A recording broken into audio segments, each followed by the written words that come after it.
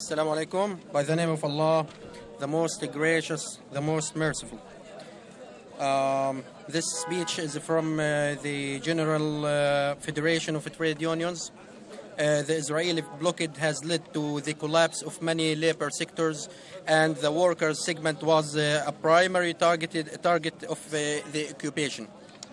All of this led to raising the poverty rate among them to more than 80%, and the unemployment rate among workers increased to more than 60%. On the other hand, the number of unemployed people raised to alarm after it reached nearly 270,000 workers as a result of the siege and the wars waged by the occupation. As a result of the movement of the construction sector, which employs 40,000 workers, has been paralyzed, and the agricultural sector, which employed 35,000 workers, incurred heavy losses as a result of continuous shooting. Insectable spraying, opening dams, and preventing exports. The public transport sector, which employs about 20,000 drivers, was also paralyzed. Meanwhile, the occupation pursues the 4,000 fishermen at sea.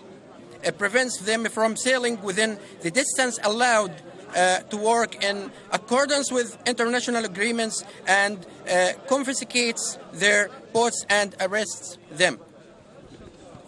The aggressive occupation force have killed 13 fishermen, injured 700 other fishermen, destroyed 1,800 boats, and confiscated nearly 170 boats since 2006.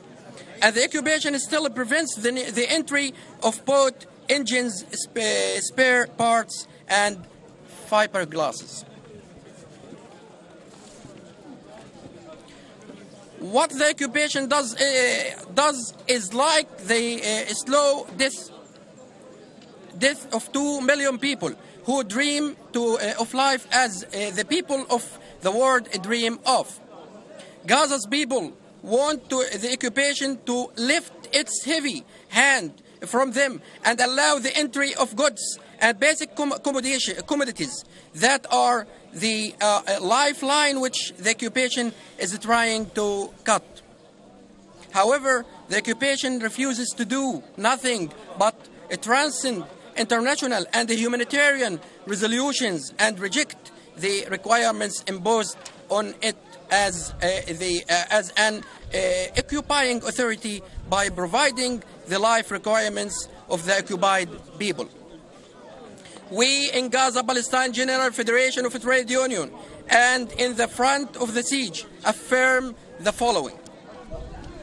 First, we demand to establish a support fund for Palestinian workers in which local and international institutions participate in order to support workers to face unemployment, siege, and poverty.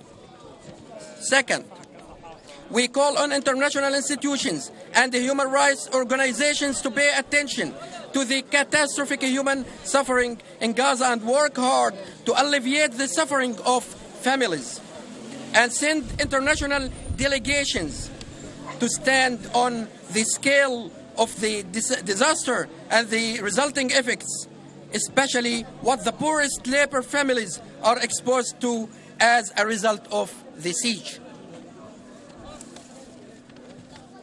Third, we also call on the free people of the world to organize protest marches that reject the siege and the closure of the crossings, and stand in solidarity with the besieged children in our besieged strip, and expose the crime of closing the incubators and work to break the siege on Gaza.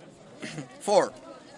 We call on the international boycott movements to expand the boycott of Israeli products and decrease the isolation of occupation internationally for its crimes against the Palestinian people.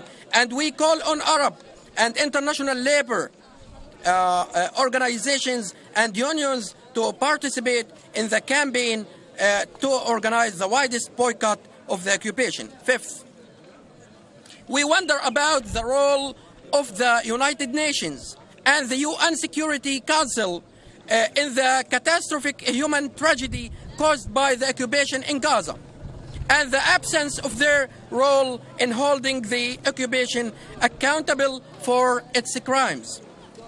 Sixth, we call on human rights organizations to file lawsuits against the leaders of the Israeli occupation who commit war crimes by continuing to cut off the humanitarian supplies necessary for life for the Palestinian people, with the aim of causing collapse in the Strip and starving the Palestinian people.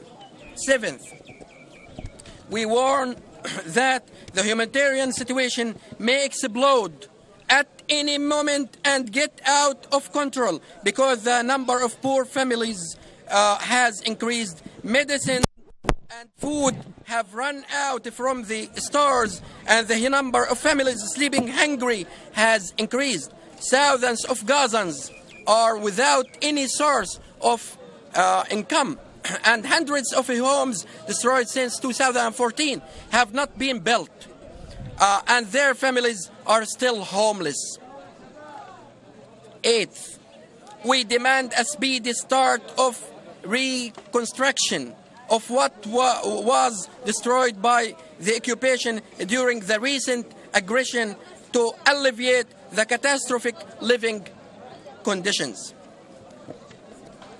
Ninth, and finally, we call on the Palestinian Authority to assume its responsibilities in managing the affairs of the Strip and not to continue managing the back of its suffering or discriminating between the two parts of the country, Gaza and West Bank, as it did in distributing aid from the Waqf al-Izz Fund and the World Bank aid, which raised through them millions of dollars.